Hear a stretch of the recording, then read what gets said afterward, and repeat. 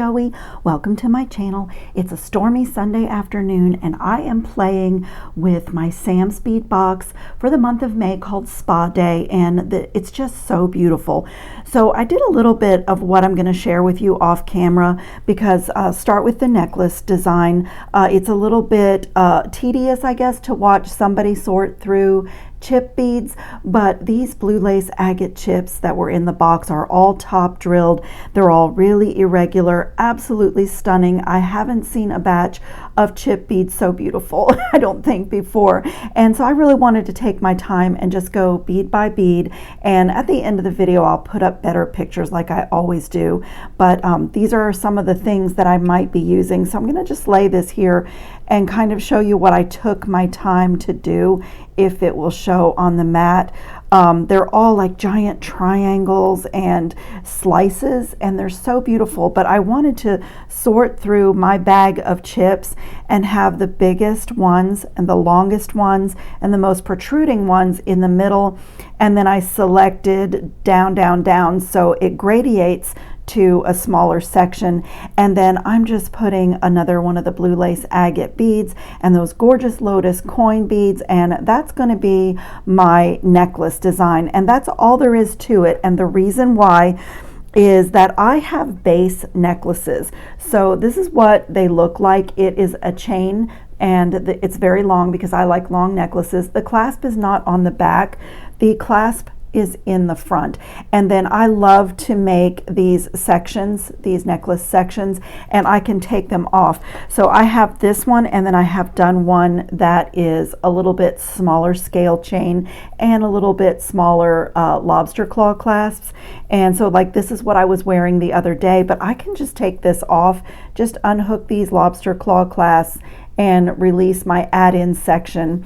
So it's something I highly recommend if you make a lot of jewelry, and most jewelry makers do, is to create for yourself a base necklace. It's really useful. And then as your beautiful bead boxes come in, or if you get beautiful gemstones and Czech glass like in this case, I don't have to design a whole necklace, and I don't need a clasp every time. I just make a section for to add into my base necklace. So when I finish this, it's going to get attached probably to this one. And the reason I am choosing this one is because I used this chain in my first video where I unboxed Sam's Bead Box. I did 2 pairs of earrings, and this is the one, and I used that chain that's in my necklace. So then I would really have a set. And on this earring, and when I filmed it, I don't even know if I mentioned, but obviously you can see that I've mixed gold and copper because this gorgeous copper hoop was in the box. And you know, I think there was some gold wash and some copper wash, but anyway, those are my 2 favorite metals. Copper looks really good with silver too. If that's your favorite metal, you could do that. But I did this earring so that the gold and copper are perfectly alternated. So a copper head pin, a gold spacer, gold chain into a copper jump ring, into gold wire components, into a copper jump ring, and into a gold ear wire. So they are alternated all the way through the design, and I'm going to do that on my other projects as well. I will link this earring video, this first one that I did, because I also did this stunning pair of earrings, and they're all in one. A piece of wire makes the earring and the ear hook, and it is all in one, and they are just gorgeous, easy to put on, easy to take off. It's one of my favorite ways to make earrings, so I showed you step by step how to do that in that first video. So this is going to be a simple matter of crimping the ends.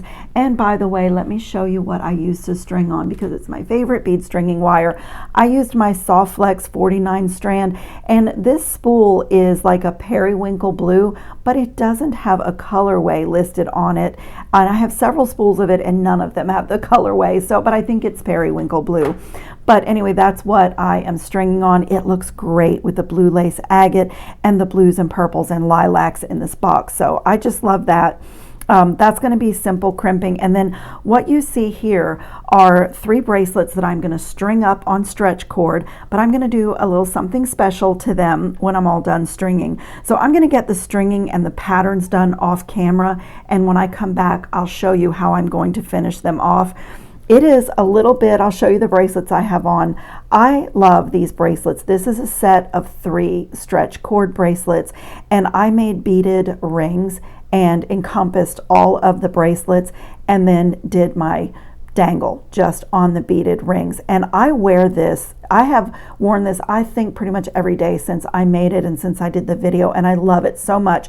So this is going to be another version of this, but totally different, just a version of it.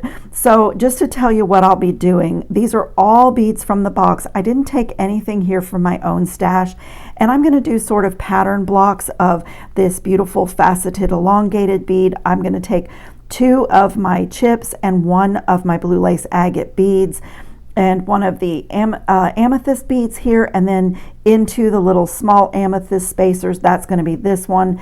This one is going to be color blocked with these cube beads, and then 3 of the rice pearls, and then these beautiful cathedral beads in another block. And the last one is going to have this beautiful 20 millimeter table cut flower. I'm alternating because when I pull them together like this, I want everything to be alternated and blocked. I want to see just blocks of the beads and the colors. So that's kind of where I'm going with that. But if you know me at all, you know that when I get a bead box, I really like to personalize it. I always like to bring in things from my own stash, things that I've purchased, even sometimes things that I have left over, but favorite things, to make the box my own and make it personal to me and really look like something that I did, since so many of us get the same bead boxes. That's kind of my signature. So what you see here, let me pull this up to the camera. What you see here is one of my favorite, oh, and I see I have a mistake here. I'm so glad before I crimped that I saw that. I actually put 2 of these beads in between, and I only want 1 in between each bead. Oh, I'm so glad I spotted that, so I can fix that before I crimp. But this is my favorite type of seed bead. It's a demi round, and of course you can use a regular seed bead here. You could also use a little metal spacer, a little hematite spacer, and in the box there were gorgeous little squares, and I have them off to the side because I may use them in my stringing. These are little plated hematite squares. But I love demi rounds. This is my favorite type of seed bead. They are little tiny rings, and you just get a different profile. You just get a little different look with them than you do a seed bead. And I love that it spaces out these chips, but not very far apart, just enough to really see the architecture of the chips, and just enough that they will swing when they are on my necklace. So I really like that. So I brought those in. I also have those same demi rounds in this kind of sea foam color. It looks great. That's also what you see here. It really looks great with the colors in the box, so I have that. And by the way, I recently did a video on making your own little jars for beads and needle cases. I can link that in the description box too. I made a few for myself, and I just love these. They're so cute, and it's just nice to have happiness around us on our work tables when we're working. And let's see, what else do I have? I have my stretch cord for my bracelets, and I also have a little piece of lavender lilac fairy silk, sari silk. And then over here I have pulled in a little lotus flower head pin to make my drops. This is the prettiest rice pearl on my strand. It looks like a little perfume bottle, and I've just played with a stack of all the elements that's going in here. Sorry about my voice, I've been talking a lot today. I also have these really cool connector bars, and I think those I'm going to play when I'm crimping, but I think these are going to be on my necklace. They're just really clean contemporary lines, and I think that would be really pretty to add some length and have something cool to add right into my chain. So I'm going to experiment with those. And then I have some large hole beads here. Just a few Czech glass, really large hole beads, and you might have guessed that's to accommodate my sari silk. And I have a couple of copper large hole oval spacers. I cannot remember where I got these, but I think these might be Tierra cast from before they went out of business. But I literally just had 4 of them, and I'm gonna see about using 2 in my design. And then I did something cool with some of my chips. I made little charms out of them by putting jump rings through. It's cool that you can do this because they're all top drilled. So I took like the stick looking ones and the ones that were all smooth and just picked out 3 and put some little copper jump rings on them. And so you'll see that I have mixed like a copper ball head pin with a gold lotus flower head pin, and I'm going to do the same thing on these projects that I did on these earrings and just mix up my 2 favorite metals throughout the pieces. So I am going to start by crimping this off. I have to repair it first, but I'll go ahead and crimp this end and show you how I do a crimp. And I'm going to be using my Soft Flex gold filled number 2 crimp tubes. I love these crimp tubes. They work so well. Nobody makes a crimp tube like Soft Flex Company. I have 2 out here, and I am going to crimp this end, and I had considered attaching this directly to this bar. I don't normally like to do that because if anything fails on the design, then I have to restring. But sometimes it looks really good to do it that way. And in this case, I don't know. And I don't know if it would be articulated enough. I think I am going to use a jump ring. You know, you can really do it either way, but I think I'm going to use a jump ring. So I'm going to make a loop here, put my Soft Flex wire back down through, and if it will go through my demi rounds, that's great. It looks like it goes through at least the gold one. And so I'm just going to make a loop here, and let me just try and see if I can fit it through the other ones. They have smaller holes. They're, you know, like seed beads. They're all a little bit different. And I'm gonna, I don't want to waste all this. I don't want to waste all of this, all this wire, because I make like these components that are on this bracelet are made with scraps of my Soft Flex wire. So when I'm doing a project like this, I like to, like I have everything pushed down here so that I can, you know, have a nice long scrap here to make components with. And on this end, all I need to do is crimp. After I unstring the other end and fix my stringing mistake, then I'll pay attention to my spacing on the other end of the piece. But on this end, it's not crimped off, so I'm just going to concentrate on the loop that I want. I love this wire, so I'm going to let a little bit of it show and make a, you know, a little bit larger loop than I normally do. And I'm going to use my magical crimping plier. Let me come up to the camera, and careful when you have seed beads or demi rounds and using this plier because it's really easy to break them. So I have pinched the 4 corners of the tube, in essence turning the tube into a little square, and then I go in the opposite direction, and when I feel like I just felt it go in the middle, then I close it in that direction and then just hold the position and go around a few times, and you are forming what was a tube into a bead. And it just looks really great. It's really small. It looks unobtrusive. It's my favorite way to crimp. I love that. So now I can trim away my wire right here, and like this is the perfect piece of wire to make these pretty components. So that will go in my scrap bag. Okay, I just have to take all of this off up to my mistake here and slip that off, and I'm also going to cut open these strands, and I have my basic designs as I shared with you. I just need to work out the lengths that I'm going to need. So I'll start with this one, I'll fix that, start with this one, and it's just going to be a second for you, and I will be back. Okay, you guys, I've been working away like a little busy beaver, and I am totally in love with my necklace. It's a little bit of a contraption, but I'm crazy for it. I just love it. And I will put some better pictures up at the end because it is difficult to see my long necklaces on my beading mat. But I added in those cool downward rod components. I can't remember where I found those, but you could create the same thing with wire. Like if you went up to an 18 or even a 16 gauge wire, you could create the same thing with loops on the ends.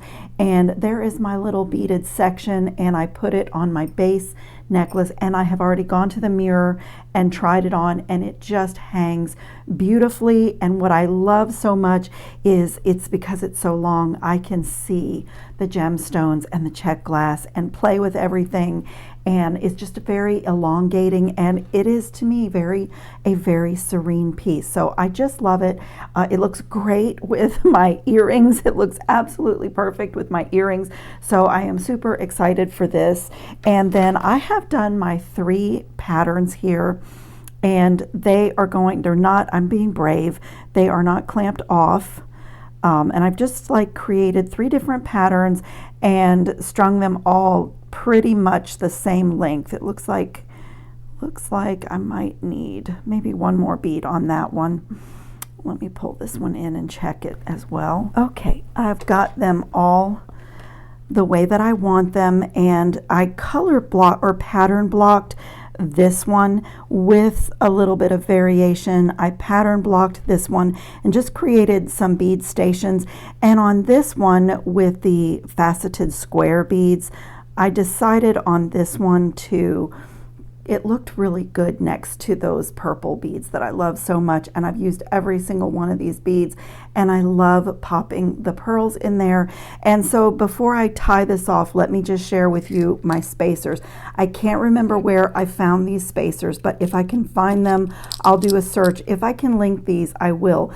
But they look like a little, almost like a double bead cap or a little hourglass, and they're copper. They're really cool, and I've had them in my stash for a while, but they just added a little element since I wanted to mix the copper and gold. And then these hematite gold-plated disc beads were left over from last month's Sam's Bead Box, and I just love them. They're the perfect size to space out these beads, so I used that. And then you saw my demi rounds.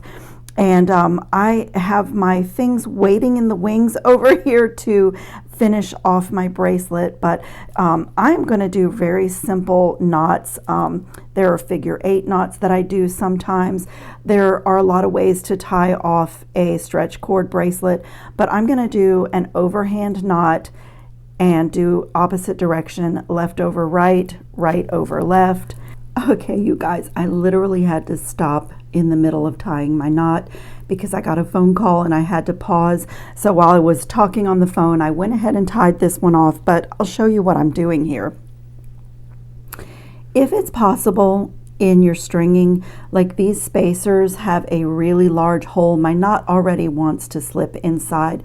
And if it's possible to tie your knot off in your pattern with a bead that has a large hole, that is really great. It's a wonderful way to hide your knot. So I've done a couple of overhand knots, right over left, left over right, and then I'm going to pull this out, and I'm going to tie a knot over both strands at the same time.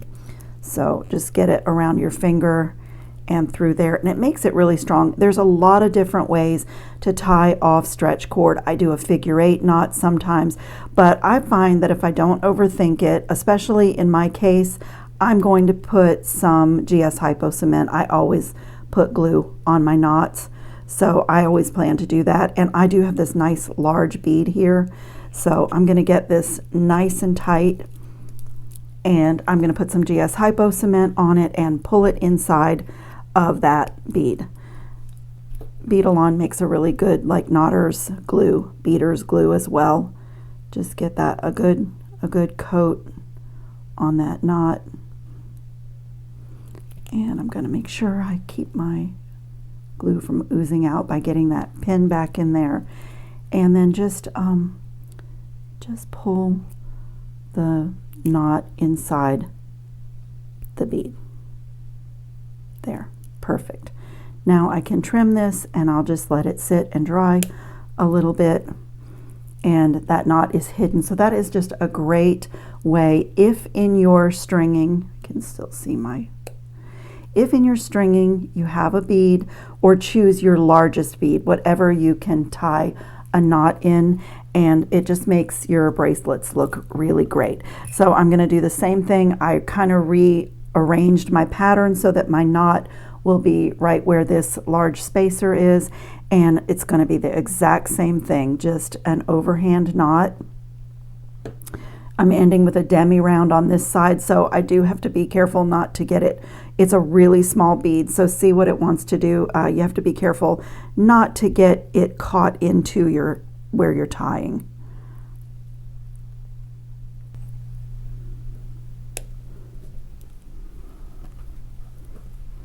Okay, now that all the mechanics are done, I love these little bracelets. Oh, they're grabbing onto my ring. I love the little chip beads. That's just a little something funky. They're going to move around in different ways.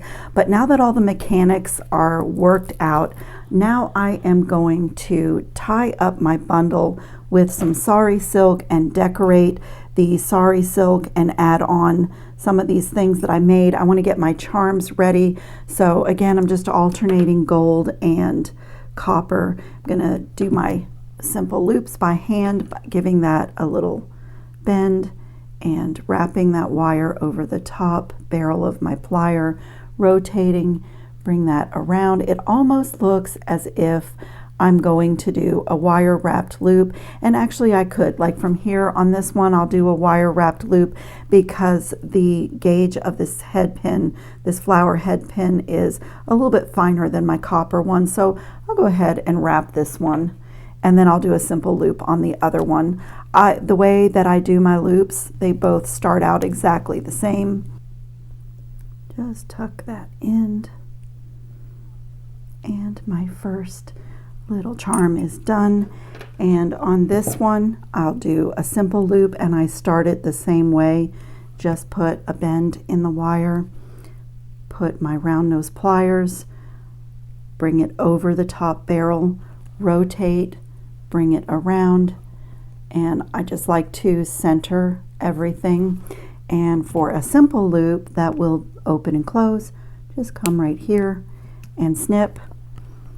And if I were going to add it directly to something, then I would leave it like this because I'm going to open it again, but I didn't quite snip it close enough. But I am going to go ahead and close it and tidy it up.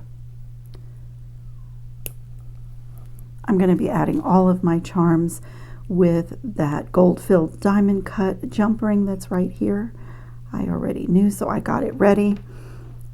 So these guys are ready, and I want to stay down on this end. My sari silk is ombre, and I really like this lilac color a little bit better. So I'm going to just gather these guys up, and I wanted to have, let's see, let me find a little, it's going to move around because I'm not going to tie the knot super tight on my sari ribbon. So I'm going to come right here and just tie a bow, just a little small bow. Actually, do I want a bow or a knot?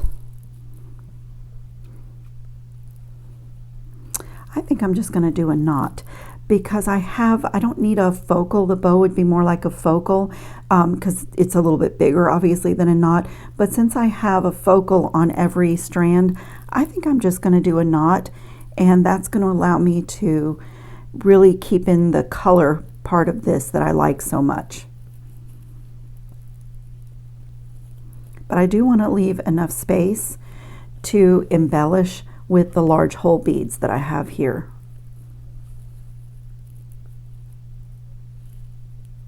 That is just about perfect.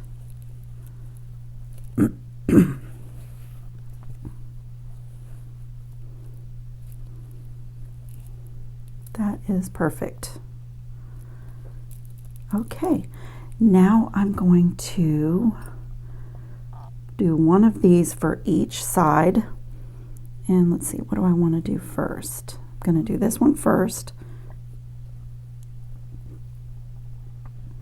Might have to get out a big eye needle. Sometimes I use that for getting sari silk through if I can't push it through. I got that one.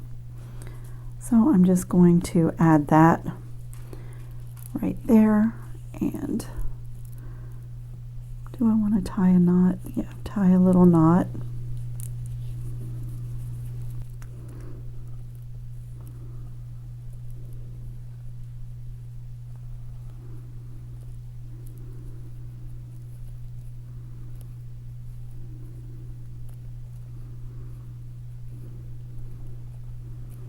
I'm going to tie my knots so that my beads will move a little, my large hole beads will move a little bit. And I'm going to come next with my copper spacer bead.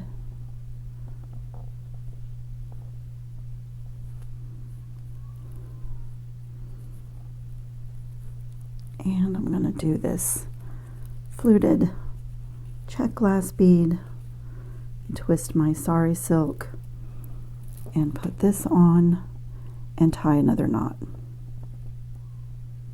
I have to take a piece of wire to poke it through. Yep, that did it. A big eye needle works too. You can actually thread the sari silk on a big eye needle. Oh, that's so pretty. And then I just need to get a little space here, twist, and get another knot in.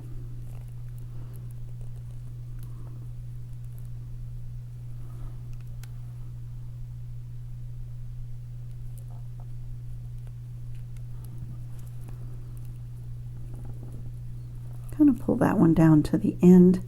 I love how it's starting to fray a little bit. It looks so great. Okay, that is gorgeous. And I'm going to just repeat the exact same thing on this side. Let me take my scissors and cut right about that here. Is so cool. It's so like boho and raggedy. I love it. I love it. It's like a little bit of like really cool fringiness. Okay, and now I'm going to take this gold-filled diamond cut jump ring and open it and feed it underneath this. I'm going to just like snuggle it underneath. Oh, I might need to open it a little bit more. I'm just going to get it underneath my knot, like just in there. And I'm going to thread on all of these charms that I made. I actually wasn't sure if I wanted to put the lotus charm on, but now that I see the sari silk, I think I do. I think I want it on there. I'm just going to put a bunch of Junque, but not J-U-N-K Junque, J-U-N-Q-U-E Junque on my bracelet. Making jewelry is so delightful. It really is. You can just have so much fun and just let your creative mind flow. Look at this. Isn't it stunning? There's so much to play with. I just love this crazy little set of bracelets. It is like a new twist on stretch bracelets, and this is not a juvenile stack of bracelets. This does not look like something that a child would have. It looks very avant-garde, contemporary, and like I would pop this on with yoga clothes. I love to wear colorful bracelets when I'm on my yoga mat. It's very inspiring for me to do my exercise, and I am just thrilled with the way that it turned out. And I love my necklace. My necklace has a little bit more polish to it because of the gold, but I really love the way it turned out. And the earrings, OMG, these are so gorgeous. Both pairs of my earrings. So I will put some pictures up at the end. I do have a discount code if you are new to Sam's Bead Shop and you would like to start receiving their beautiful monthly box. I'm fairly new to it myself, but I am so impressed. The last month's box was gorgeous, and this month is completely different, but just equally as gorgeous. So check the description box for links to anything that I've used that you might be looking for yourself, and my discount code, and the links to Sam's Bead Box. And I hope everybody is safe and well and having fun on your beading mats, and I will see you in the next video. Ciao, friends.